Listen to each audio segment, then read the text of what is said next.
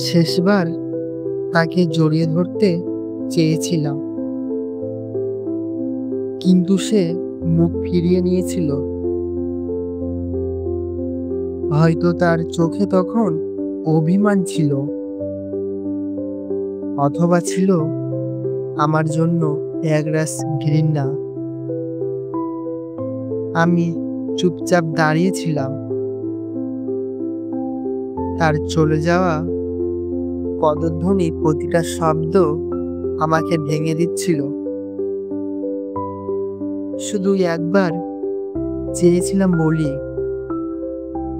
থাকিস না এভাবে দূরে, আমি আজও তোকে ভালোবাসি। কিন্তু সে থামলো না, না একবার পেছনে ফিরে তাকালো, একবার শুনলো না হৃদয়ের কান্না। সেই দিন বুঝলাম,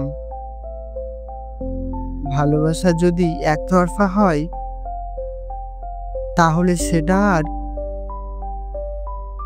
অভিশাপের রূপ ধারণ করে।